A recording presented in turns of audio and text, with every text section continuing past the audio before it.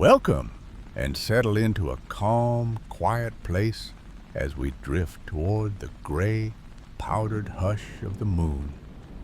Tonight, imagine yourself stepping into a profession that moves at the pace of dust, that whispers rather than shouts, that makes meaning out of grains so small they feel like a sigh in your palm. Imagine yourself beginning a day as a lunar regolith analyst, unhurried, attentive, and wrapped in the soft hum of a laboratory that cradles memories of another world. If you are new here, a gentle tap on like and subscribe helps this sleepy channel keep floating through the night. And you can curl up with the playlist link in the description to keep learning softly while you drift. How sleepy are you on a scale of 1 to 10? Imagine yourself crossing the threshold into a clean, quiet room where the air feels weightless and still. Light falls in a low, friendly way. The floor does not squeak. The cabinets speak in gentle hisses of clean gas, and monitors murmur in calm tones of green and blue. You move slowly, so your shadow glides at your side. The world outside fades, replaced by stainless steel, gauze, and a soft promise of patience. You breathe slowly, and the simple rhythm of your breath matches the mild, steady sound of a vacuum pump in the next room. In this quiet place, you begin your day with dust that has waited for billions of years to be heard. A small tray slides forward, and on it sits a sealed vessel, transparent and precise, etched with careful numbers. You do not rush. You let your eyes rest on the faintly sparkling gray, a subtle midnight beach sealed in a glass moon of its own. Imagine yourself lifting it with gloved hands that are snug and warm and very calm. You feel the slight give of nitrile fingertips. The vessel weighs less than you expect, and still it feels rich with time. A label includes a date, a mission code, a sample identification, and the soft authority of a chain of custody. You admire these details the way one admires the threads of a basket, not for excitement, but for quiet assurance that everything stays where it should.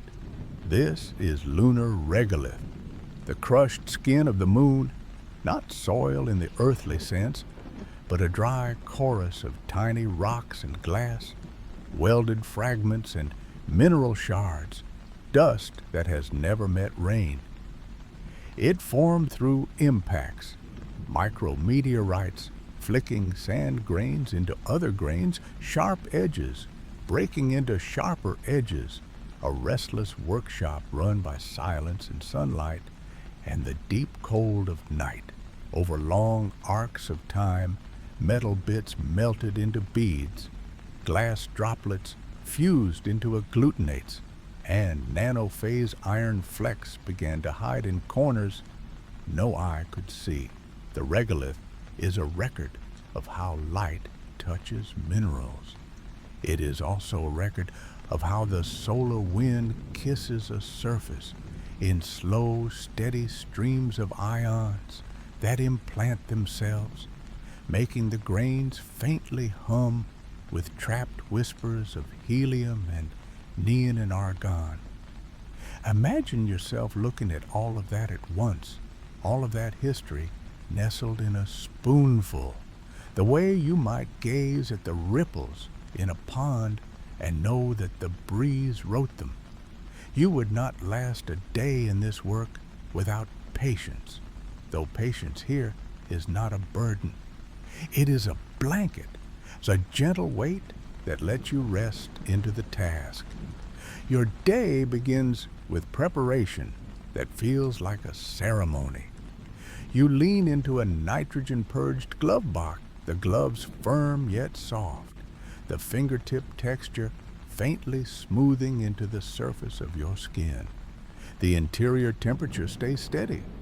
A dew point sensor glows a quiet number. Tools hang in a line like a small orchestra of silver shapes. Stainless tweezers, a microspatula, copper gaskets, a Teflon weighboat, a little brush that will never meet anything but lunar dust. Everything has been cleaned, baked, and labeled. The air inside carries the subtle smell of metal and filtered dryness, not unpleasant, just very clean, like a mountain morning with no trees. Imagine yourself settling into the posture of care, and the gentle rhythm continues. You record the sample ID in your log, writing slowly, letting the pen glide like a patient rover across a safe plain. There is a moment of quiet as you read the notes from previous handlers. You check the purge pressure. You confirm the absence of oxygen and water vapor. Every instrument in the room seems to breathe along with you. The pressure gauge steadies. You open the primary container with careful hands, and a single rotation of a tool feels like a chapter in a long book. A nested bag slides free, another bag beside that one, then a Teflon pouch, cradling the gray powder. The pouch opens with a gentle lift of a clip. You tap a whisper of grains into a weighboat, maybe a few tens of milligrams, enough to make a delicate sprinkle that looks like a storm cloud trapped in a spoon. There is no rush. Each grain waits, and each grain yields a story in its own time. Beneath a microscope, you watch the gray powder spread into an abstract landscape of brilliant edges and soft interiors. You see fragments of plagioclase that flash pale as sea foam. You see pyroxene that looks cozy and quietly dark. You see black lustrous chips of ilmenite that hold light for a heartbeat and then let it go. In the field of the microscope, the world is a little brighter, and your mind slows to the pace of a scanning lens that glides gently left and right, up and down, like a leaf drifting on still water. You find an agglutinate, a kind of lunar fruitcake made when glass-fused grains together under a micrometeorite's ephemeral heat. The agglutinate looks pitted and velvety at once, and somewhere inside it, impossibly small glints of iron hide like the faintest stars at the edge of dawn. You name these features in your notes with unhurried handwriting, and time feels like warm sand in your hands, sifting without urgency. Some grains gleam smoother than others, some carry little scars, and some look like crushed sugar shaded with charcoal. Fine dust appears as a soft haze, even when the grains themselves are jagged if you could hold one up. The moon, with no rain, no wind as we know it, no streams, no roots, prevents the grains from rounding, so they keep their sharp shapes stacking into strong angles that resist gentle movement. The angle of repose can be high, a sign that friction and interlocking contact points work like threads in a quiet fabric. Imagine yourself smiling at how a pile keeps its shape, how grains sing to one another under the slightest touch. The gentle rhythm continues. You turn to reflectance spectroscopy, a method that listens to the light a sample returns. The instrument warms to a friendly temperature, and you place a small amount of powder in a sample cup. A white standard named for a bright, calm ideal sits nearby, ready to anchor the measurement in something constant. The beam moves across wavelengths, and you imagine it like a slow journey through a rainbow that lingers in the red and near infrared. Olivine shows a smooth, inviting trough in the longer wavelengths. Pyroxene reveals a pair of bands that curve down like old soft footprints. As regolith matures under space weathering, the spectrum shows a gentle darkening, a slight reddening, a smoothing of the features as nanophase iron particles sprinkle their fog over the signal. You watch the lines draw themselves on the screen as the instrument breathes in cycles. You save the data, and it feels like tucking a blanket around the story the dust is telling. You may conduct a simple magnetic pull test next, as soft as turning a page. A small magnet, wrapped to avoid direct touch, waits above the powder. A fraction of the grains lift as if curious, drawn by tiny iron blebs and metallic contributions in the mineral assemblies. The motion is minimal and calm, a gentle dance of specks that return to rest in a slow drift when you remove the magnet. The behavior is written in your notes as a sign of mature regolith, shaped by the moon's long conversation with micrometeorites and the solar wind. You let the restful thoughts settle in. You prepare a subsample for X-ray diffraction. The machine hums with low confidence, not a boast but a steady heartbeat. The powder is packed lightly so it does not prefer any direction, creating a simple, friendly powder mount. Inside the instrument, a beam will sweep through angles, and the crystalline structures will respond by painting a pattern of peaks that correspond to their internal lattice distances. Plagioclase sings in a soft cluster of peaks. Pyroxene adds a series like gentle, evenly spaced stones in a quiet pond. Ilmenite contributes darker, weightier notes. The pattern appears on your display, and you run a fit that slowly tightens like a comfortable wrap, adjusting variables until the theoretical line glides into the measured one in a hug of agreement. You feel a quiet pride that is not loud, just a sense of being aligned with something steady. Now, you imagine moving to a scanning electron microscope. The SSM is a calmer kind of theater, one where the stage lights never flare, where everything is in shades of gray so the eyes can relax. You place a stub inside and let the vacuum cradle it. The chamber closes with a gentle click and a sigh of pumps starting their slow, steady song. In the high vacuum, electrons glide across the specimen, coaxing signals from the surface that show shapes with exquisite restraint.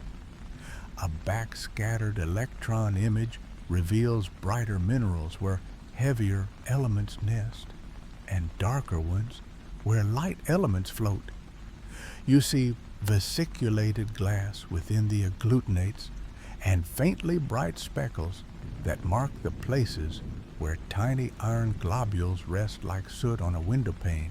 With energy dispersive X-ray analysis, you measure counts that rise like calm waves to show you proportions of silicon, aluminum, magnesium, titanium, and iron. Each element is a familiar guest stopping by, saying hello in exact amounts. You write a simple summary and feel how content the numbers are to just be themselves. For the very small, a transmission electron microscope unspools another layer. You prepare an ultra-thin slice from an agglutinate using a focused ion beam like an artist sketching on a foggy window. It is a slow process that invites careful breaths. The lamella finds its way into the TM's care, and an image reveals a grain boundary like a mountain ridge seen from a very high balloon. Gleaming points mark nanophase iron, each far below the threshold of ordinary sight, scattered in a way that is not random so much as inevitable.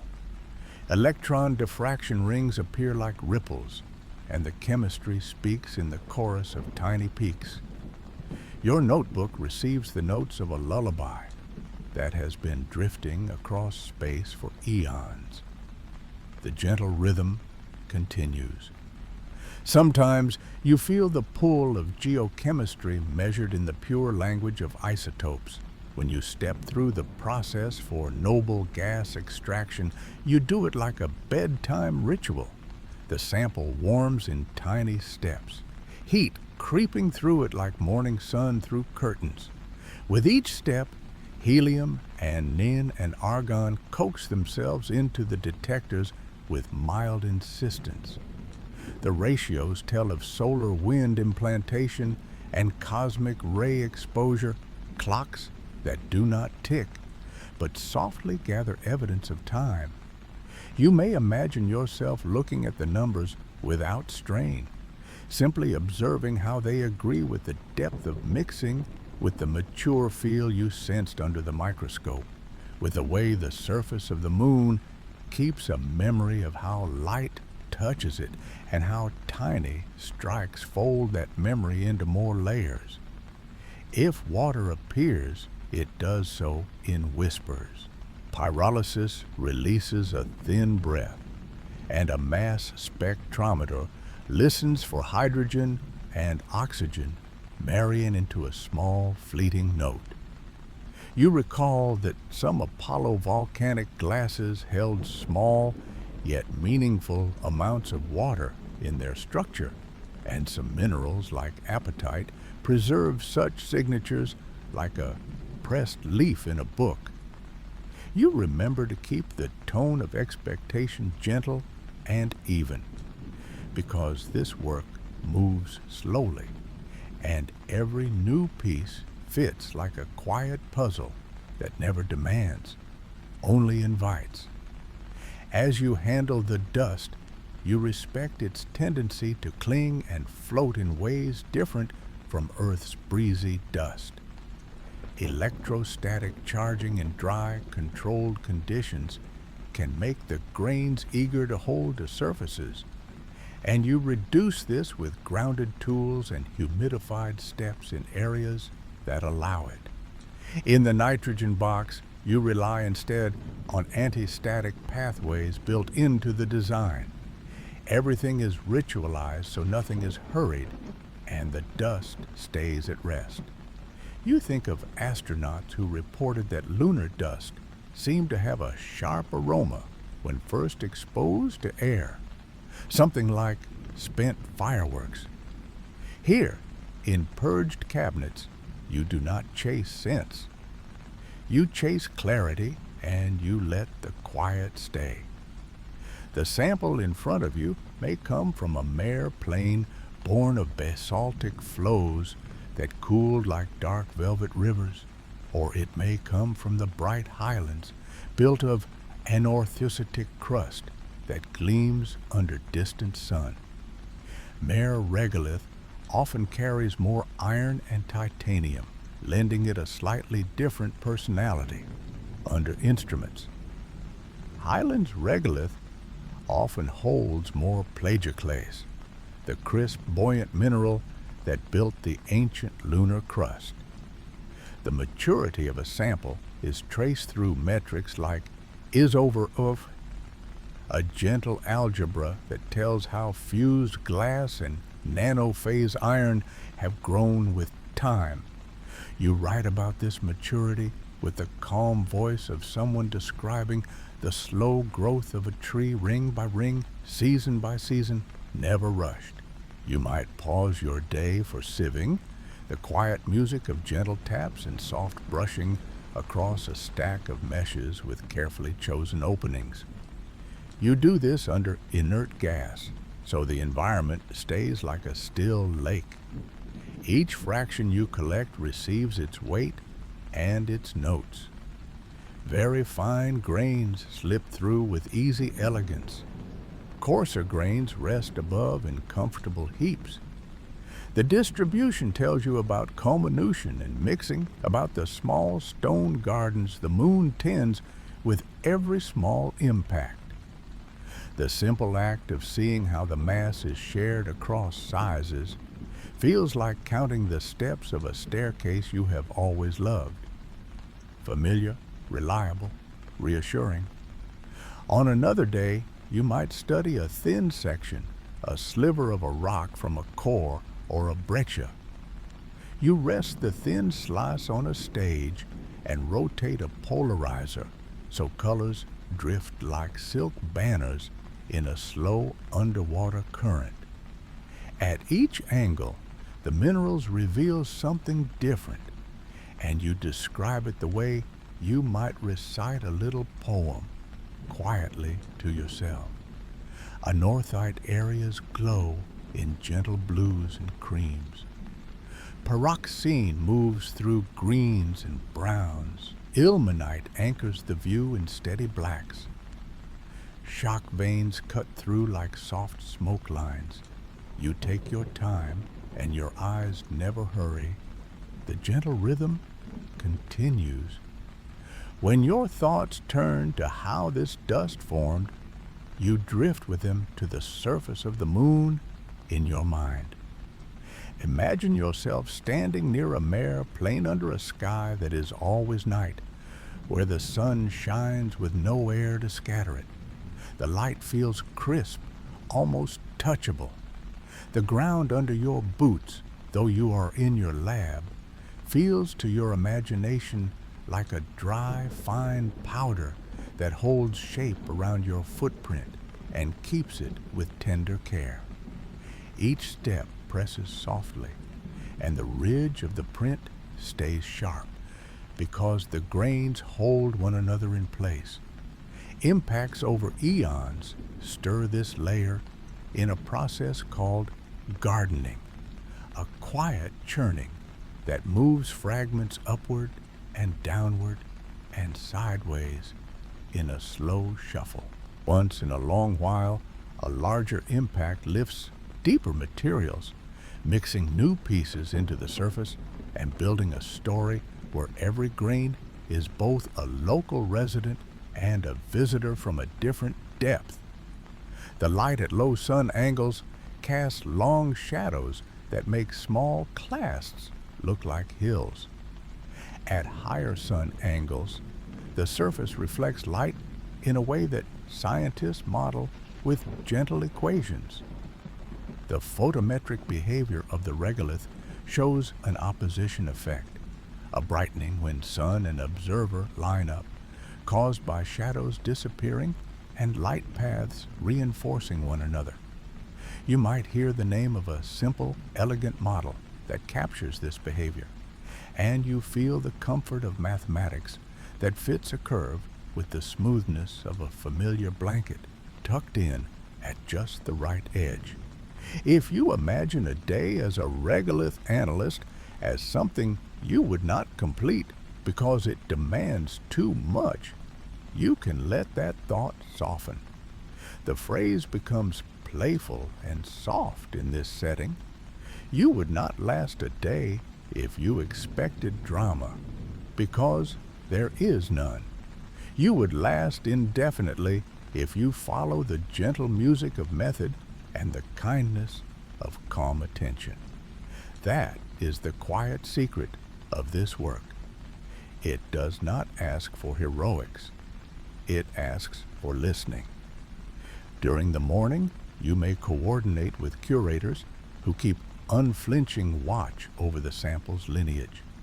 A curatorial facility is like a library made of dust and stone.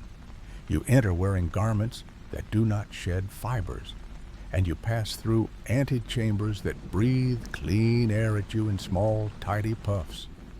Each step will be recorded, each sample movement documented, so that scientists decades from now can trace your careful hands.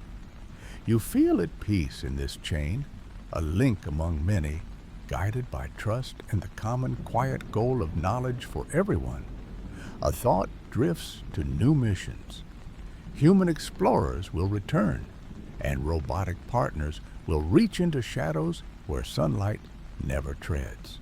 In those forever shadowed places near the poles, temperatures stay so low that volatiles rest in the soil like morning frost that never melts. For these samples, curators prepare cold rooms with the hush of winter built in, with walls that gleam softly and instruments that keep their calm at gentle cryogenic set points. The chain of custody for these icy grains includes temperature logs as steady and comforting as a clock's heartbeat. You imagine yourself holding a tray that glows with the faint blue of cold and feeling both responsibility and tranquility. The gentle rhythm continues. Back at your bench, you rest the day's results in a database that will live for a very long time. Numbers sit beside notes, images nest beside spectra, and everything is retrievable with the ease of remembering a childhood song. The Apollo samples built a similar symphony, a deep, slow archive that still opens new chapters when someone asks a careful, quiet question. You think about the vacuum-sealed core that waited intact for decades before being unveiled in modern conditions so scientists could listen to its unaltered story. The idea that patience can stretch across generations feels soothing, like an heirloom quilt passed from hand to hand, each person mending a small seam and admiring the stitching before folding it again.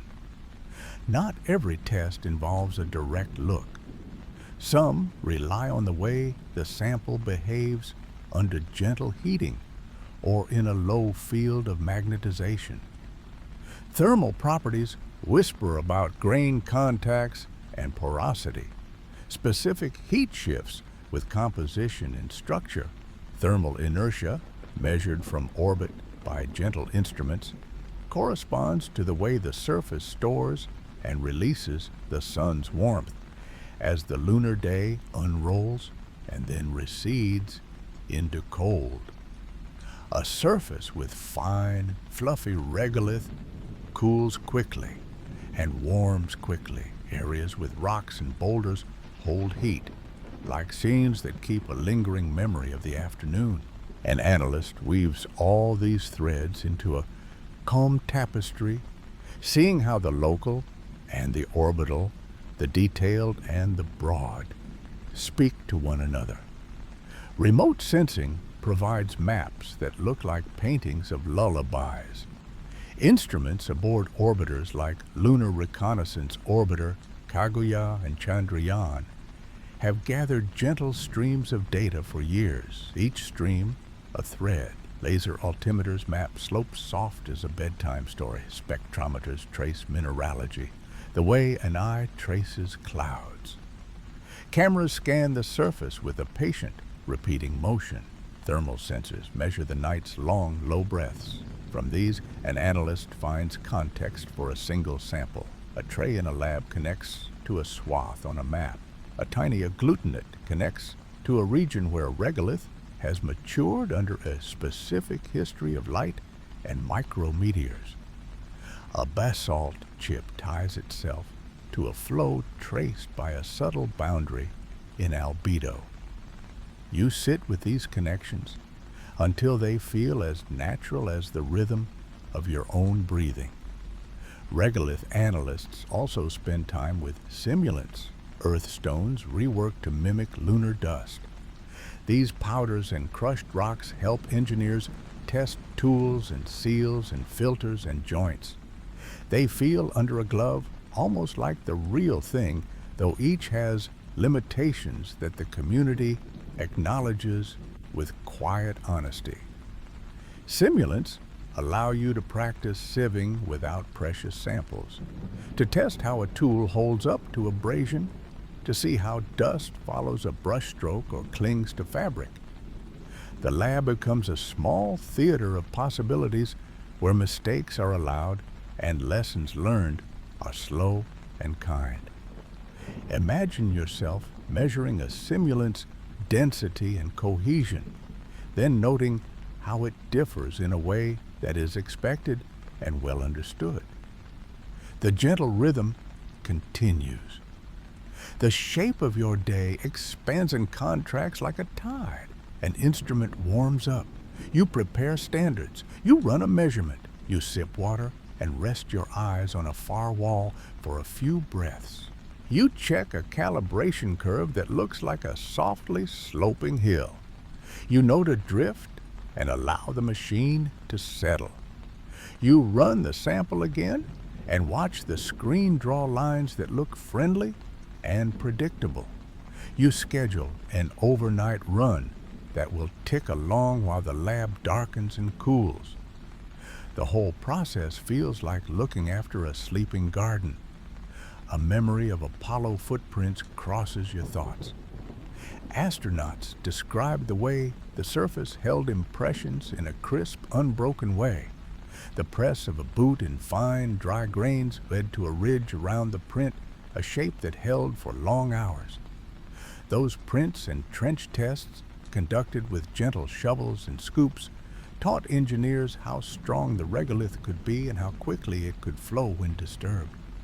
Bearing strength, cohesion, and friction angle became real numbers in reports that read like lullabies for machines. The behavior of dust inside a cabin also taught everyone to be careful, to brush suits and seals, to seal samples promptly. Those lessons live in every glove box and cabinet you now use. They are the quiet bones of the workflow. The surface of the moon expands and contracts across the day as temperatures swing from chill to warmth and back again. Rocks crack gently over many cycles, a form of thermal fatigue that acts like a patient sculptor.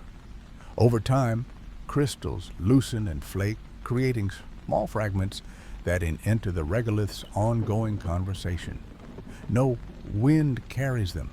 No rain smooths them.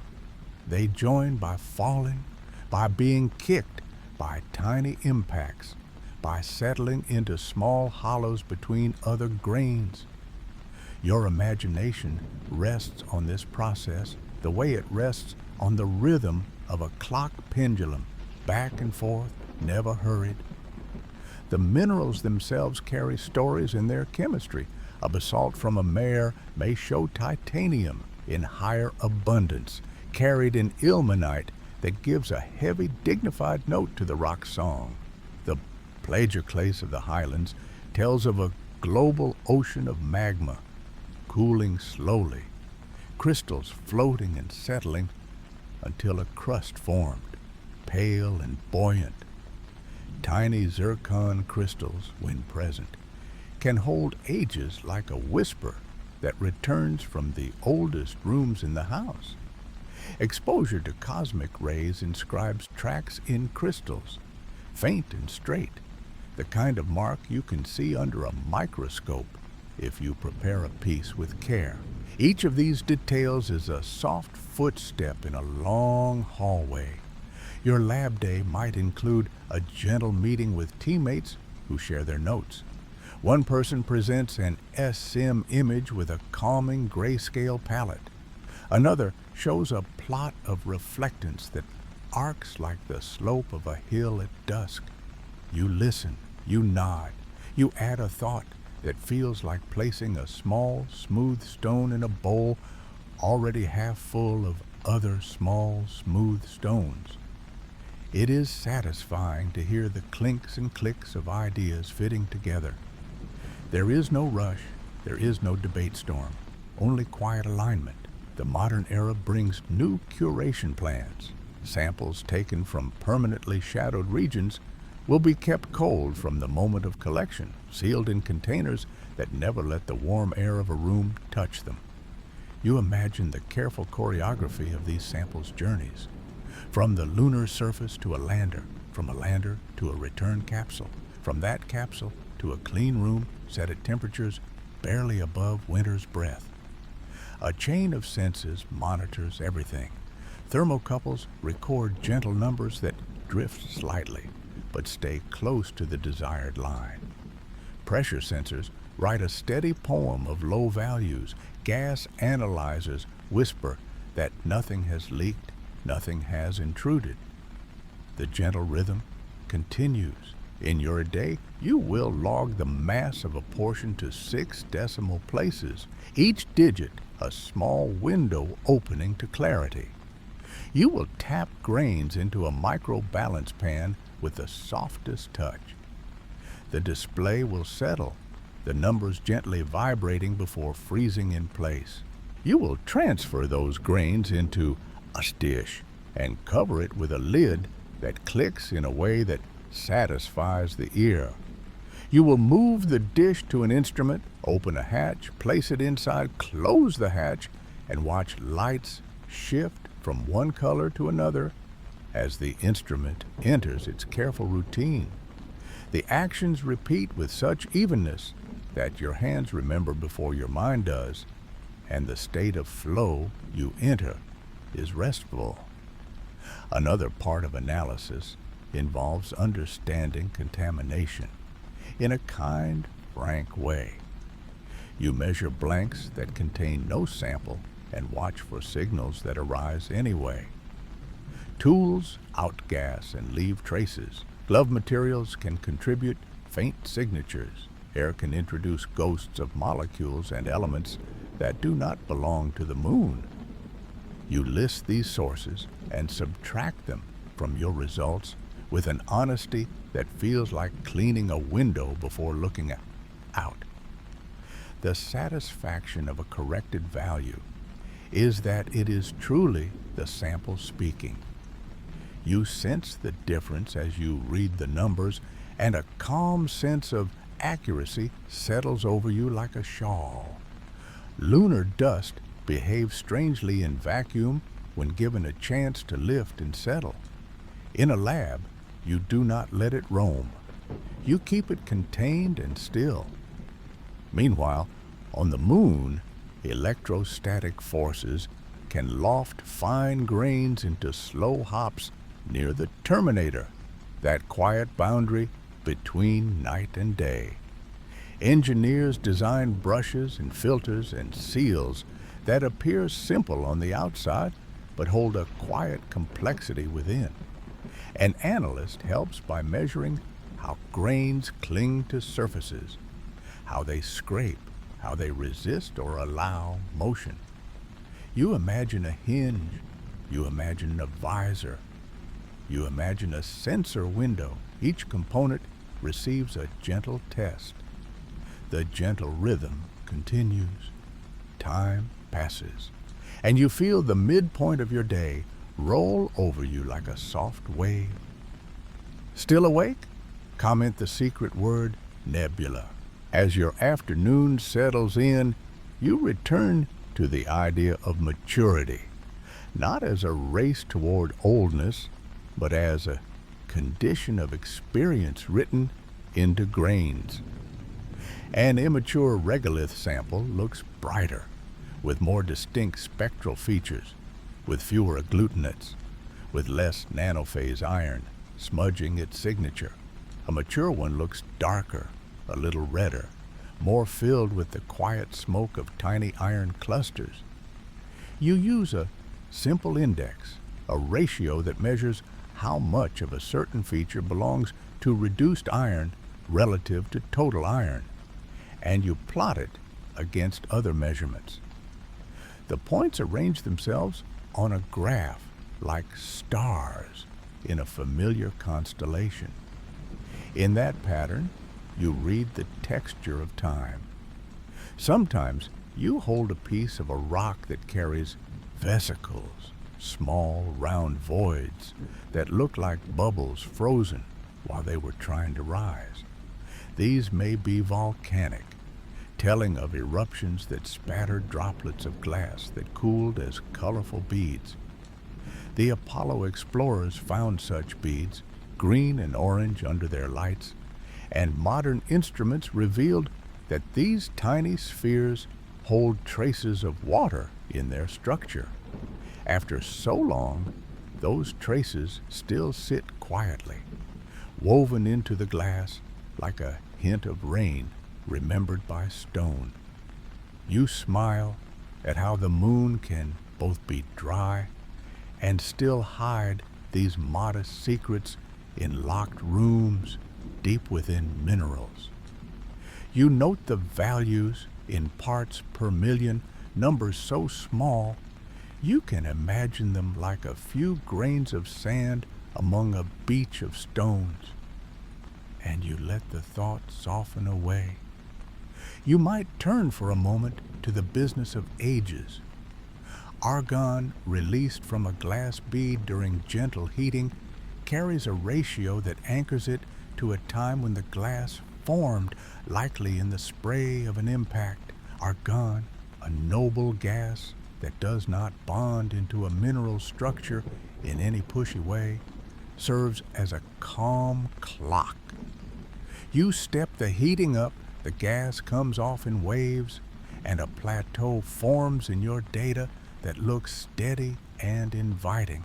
You calculate an age that sleeps within a range, and you write it down alongside its uncertainty. It is all very modest and very precise in the same breath. If your day leans toward engineering properties, you may measure bulk density, tapping a little cylinder of powder until it settles into its quietest arrangement. You measure the cohesion by testing how much force it takes to gently shear a small confined sample. You watch a slow meter climb and record the value as if noting a resting heart rate. The numbers help designers plan footpads and drills, anchoring devices and scoops, sieves, and sample transfer lines. Dreams of future explorers depend on these soft, steady figures. You imagine the base of a lander meeting the regolith with confidence, and the ground answering with support. The gentle rhythm continues. Spectroscopy appears again across other instruments. A Raman laser leans into a grain and coaxes its lattice to sing, producing peaks that sit like little bells across a quiet baseline. Ilmenite rings at a certain place. Pyroxene offers its own delicate chime. Olivine responds differently. The patterns are subtle and strong at the same time. Your brain becomes used to the spacing, and you can almost identify minerals by the shape and spacing without looking at the labels. The work becomes an act of listening in a literal way, like pressing an ear to a forest floor at dusk to hear faint life. Mossbauer spectroscopy, less common now but still a classic lullaby for iron, can show how iron lives in different states and sites within minerals and glass. Even though the moon is a reduced environment compared to Earth, the details matter and are soothing to collect. The drive of the spectrometer moves at a pace so slow you barely feel it. The result appears as a series of gentle absorption lines that tell of Wern in crystal fields. You watch them appear and feel your shoulders drop an inch. When you step back from the details, you notice how the process shapes you. You become a person who enjoys instrument warm-up times. You appreciate the understated beauty of a well-maintained glove box. You like writing 5 digits after a decimal point. You take pleasure in replacing a seal and seeing a leak rate drop from a tiny number to an even tinier one. You enjoy the way silica gel beads change color as they dry an enclosure's air. You savor the cool touch of lab metal and the mild whisper of nitrogen flowing. You learn to let time widen so the work can stroll within it at a comfortable pace. The gentle rhythm continues. Astronomy meets geology in this field in an almost drowsy embrace. You recall how mare basalts filled basins with dark lavas long ago, how these flows cooled slowly and fractured with subtlest patterns. You think of the 5 prominent basaltic flows near known sites, each with its own composition, each now broken into grains that reflect that identity. You imagine, as you stand at your bench, the curve of the moon's horizon, the dust like velvet powder, the dark sky arching over you with earth hanging like a quiet lantern. In that sky, no air moves. The stillness reaches into you and encourages your next action to be measured and kind. The idea of finding helium-3 within the regolith has floated through conversations for years. Here, in your lab, you interpret those ideas with gentle grounding. The helium-3 is present, but in low concentrations that require vast processing to matter at scale. You write a calm explanation that does not dismiss dreams, but places them in a cradle of realistic limits. You point to noble gas retention in grains, to the depth of solar wind implantation, to the gentle resilience of a grain's interior against thermal release. Your words form a pillow under a collective expectation so it can rest without strain. A tray of small vials refreshes your sense of order. Each vial contains a fraction of a sample, labeled in a consistent way. The labels face one direction. The caps have a soft, clean sound when tightened. You arrange them so they feel like toes in a meditative pattern. Every few minutes, you glance at your log and add a simple line. The numbers, the times, the initials, the conditions, the instrument serials. The log is not a cage. It is a blanket of accountability that keeps the fragile warmth of scientific trust alive from person to person, day to day, year to year. Sometimes, within a grain, you find a shock feature, a mosaic pattern in plagioclase that formed under an impact's pressure. This does not call for a thunderous story. It calls for an inward nod. The moon is a place where impacts are gentle in narration, even if not in physics. In your lab, you honor that by keeping your voice low and your sentences soft. You take a micrograph, you mark the features with a calm arrow, you write a caption that says only what needs to be said, and you move on with an even heart. You might prepare a sample for density gradient separation, floating grains in high-density fluids to study phases.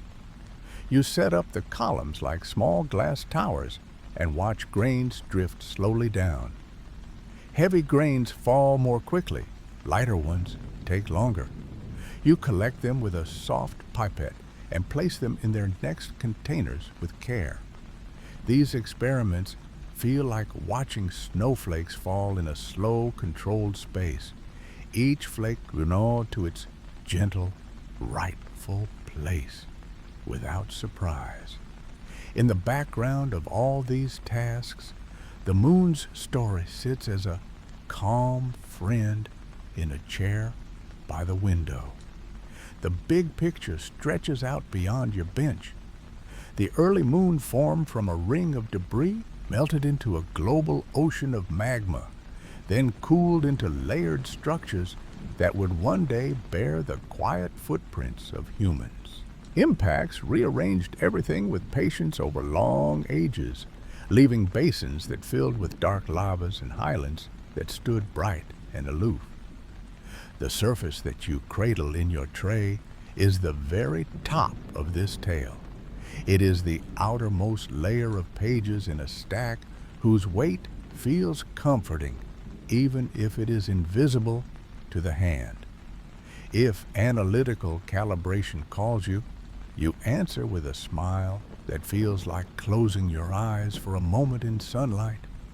You place standards with known compositions and watch your instrument behave. The plots line up, the residue drifts toward zero, and the fit statistics settle in a range that feels like home. You may rerun an older sample to check consistency. It behaves as it did before, a faithful old friend. In that consistency, you relax a little deeper. The gentle rhythm continues. During a slow hour, you read over protocols for sample handling with volatile content. You picture the sealed tubes designed to maintain vacuum, their seals tested with helium leak detectors that respond with a soft, welcome flat line. You consider best practices for opening such tubes in an atmosphere that contains no reactive gases. Inside chambers built to protect their ancient, delicate contents. This planning feels like laying out a bedtime for a child, with steps and cues repeated so that the body knows when to rest. A scientist's mind rests when a plan is clear, and yours lifts into that resting place. You find a small time to consult a map of a landing site, tracing potential sampling points with a finger that glides slowly over the page. Slopes look comfortable. Boulders cluster in certain areas. Albedo patterns hint at variations in maturity. A small pyroclastic deposit lies nearby, promising glass beads that could whisper about ancient fire. You imagine a scoop biting into the surface just enough to gather a curl of dust and small grains, the way a pastry chef lifts a delicate spoon of sugar. The sample then travels through a chain of trusted hands and lands in your quiet lab one day. Your part is to honor all those contributions with care. Even data that show little change can be lovely. A straight line on a baseline wandering only slightly from zero holds a special peace. A flat region on a thermal curve below a gentle slope gives you room to breathe between steps, a repeatability test that overlays one run on another, so that the lines become one line feels like two friends walking in step along a path at twilight. You write the words acceptable, within error, consistent, pass, and each serves as a lullaby to an anxious corner of the mind that wants everything to be fine. It is fine. The gentle rhythm continues. You take a moment to stretch, to let your shoulders and neck relax, to let your hands sit on the bench with palms down, feeling the cool surface. Your eyes rest on the neutral colors of the room. The screens glow softly. The cabinets hold their quiet. The instruments vibrate only as much as they need to. You stand in a place where care and calm work together. Being a lunar regolith analyst is not a test of nerves or a contest of speed. It is a cradle for attention, a place where the moon's dust becomes a teacher in patience. In the late afternoon, you might begin a reflective moment on data management. You upload images with file names that follow a soothing pattern. You add metadata that read like a well-made label on a jar. You make a backup, then another backup, and you confirm both. The act of redundancy here is not a sign of fear.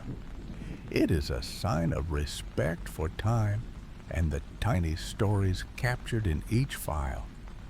The backup drive hums gently as it receives the copies, like a cat purring after a meal. You check a box on your list and your breathing stays slow and steady. The idea of instrumental drift is handled with the same softness. You acknowledge that machines, like people, shift a little over hours and days. You build routines to correct those shifts lightly, with standards and blanks and checks that scaffold your measurements until everything sits where it should. This soft scaffolding is strong. It takes the weight of worry from your shoulders. A well-tended instrument sings true, and you keep its instrument song in tune not by force, but by steady, quiet tuning. If the day brings a reminder of the lunar exosphere, you treat it like a breeze that touches your cheek and then is gone. The exosphere holds a sparse collection of atoms and molecules, mostly helium and neon from the solar wind, some argon from the interior of the moon, and others that arise in small amounts. It is a gentle environment, a whispering envelope. Your work connects to it where trapped solar wind species appear in your measurements. The connection feels like a whisper echoing across rooms in a quiet house. You may spend time with a lunar core sample that records layering, a vertical sequence of thin beds that tell of gentle, repeated events. Some layers hold coarser bits, some thinner, and the sequence becomes a lullaby of change without drama. You photograph the core face, annotate the image with a restrained hand, and keep residue from your tools to a minimum. Opening a core is a tender experience. Each turn of a screw, drawing near the moment when a surface, hidden for ages, greets the world of eyes and instruments. You are always aware of that threshold, and you let your movements be as quiet as that awareness. When a day ends, you slow even more. You check that glove box gloves rest without stress, that gas flows settle at safe rates, that instrument status lights show the colors that mean safe, idle, stable. You wipe surfaces gently and replace covers. You walk through the lab with the same grace that you began with. You turn off stool lights. You leave the room alone with its quiet hum. You close the door softly behind you, the latch, a gentle click. The work does not shout your name as you leave. It waits without impatience, the way the moon waits for night. At home, your thoughts may float back to a single grain you saw under the microscope, one that had a tiny glassy rim or a subtle iron sheen or a mighty pit carved by something small and swift long ago. You see it in your mind and then let it drift away like a feather. Sleep comes more easily when the day's tasks had a rhythm. Your breathing matches that rhythm, and your mind revisits the lab not as a place of effort, but as a pool of still water. If you return for an evening check, you open a terminal and watch numbers flow, each a soft bead in a string. A long-running spectrometer script steps through samples while the world quiets. You read the log lines and appreciate how they mark time.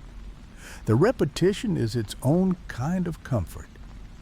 At the end of the run, the instrument will enter a standby that keeps it warm and safe. You close the laptop and place your hands in your lap for a breath before standing. The gentle rhythm continues.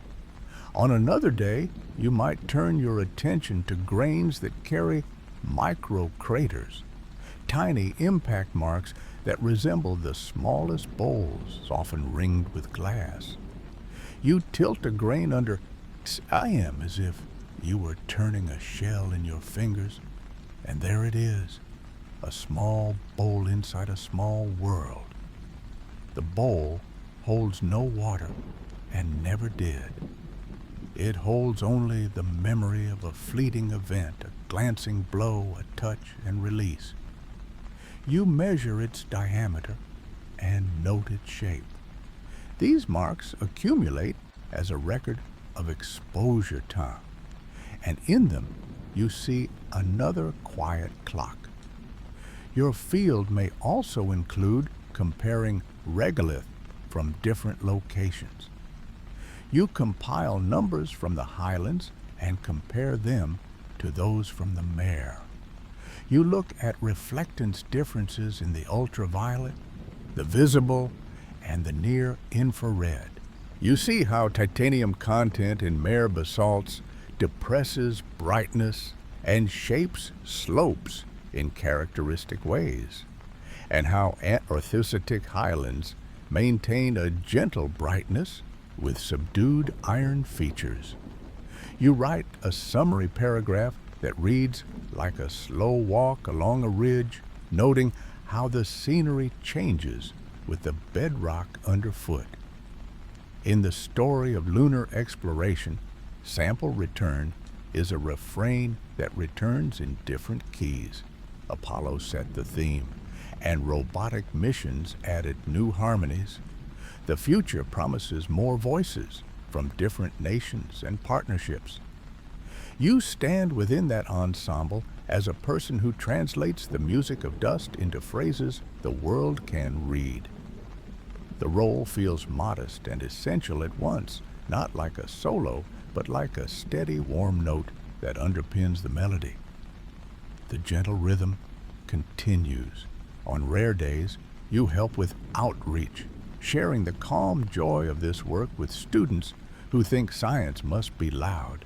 You show them a micrograph, and you speak in a low voice about how a tiny iron bleb tells of an electron that once moved, of a melt that once quenched in a breath, of light that found its way out of darkness.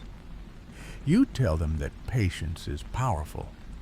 You tell them that you can study something as humble as a grain of dust and learn something beautiful about the whole moon. Their shoulders drop, some smile. The room quiets in a new way. If a colleague asks for a subsample to run on a different technique, you prepare it with the same care as all the others. You use a splitter that divides the powder in a way that treats each tiny piece as equal. The halves fall into separate containers, and you label both. You record a mass before and after. You place one in the queue, and the other remains in the archive. This choreography keeps the sample's future open to other questions and other quiet hands. It is an act of generosity as much as procedure. A common thought floats in now and then, the idea that this field is about deathlessness, about things that do not change. But you know it is about change that is slow and steady. The moon changes with a pace that feels like infinity's lullaby. Impacts accumulate the way dust accumulates on a windowsill, not because of neglect, but because of time. Temperature cycles do their work at a speed the nervous mind can appreciate only when it rests. You let that understanding sink in until it feels like a pillow. In small glass vials or stainless tubes, the samples you have studied go back to their shelves. The shelves are not shelves in the ordinary sense. They are controlled environments with gentle monitors that place each sample within a comfortable envelope. The final action of returning a vial is a caress of completion. It slides into its slot. The barcode faces out. The door closes. You type a line that says location updated. That is all. That is enough. Even the tools you use receive your care. You clean tweezers in a way that removes residue without adding anything else. You rinse and dry under filtered flow. You bake parts that can be baked. You replace O-rings that have aged, catching them before they fail. You keep a notebook just for tools. It is not fussy. It is confident. It is a map that lets you return to a state of readiness anytime you wish. The gentle rhythm continues, a last quiet thought about the phrase that started our journey. You would not last a day as a lunar regolith analyst if you needed drama to feel alive. The day would drift past you in a gray whisper, and you would miss its music. But if you let the whisper in, if you allow grain-sized distributions and spectra and tiny iron flecks to be your lullaby, you would last not just a day, but as many days as you desire. You would find rest in repetition, contentment in detail, and comfort in the way the moon's silence fills your ears without ever making a sound. As you return to the present, imagine the lab lights dimming and the instruments settling into their evening sighs. Imagine the cold room staying steady, the glove boxes staying clean and calm, and the shelves of samples resting like small moons in well-ordered orbits. Imagine your breath in your chest rising and falling, aligned with that quiet, careful world. You are safe, you are comfortable, and you can close your eyes and let sleep find you in its own slow time. If this gentle journey kept you company tonight, you can tap like and subscribe so we can keep releasing soft, steady videos this often. Thank you for being here. Sleep well and let the gentle rhythm continue.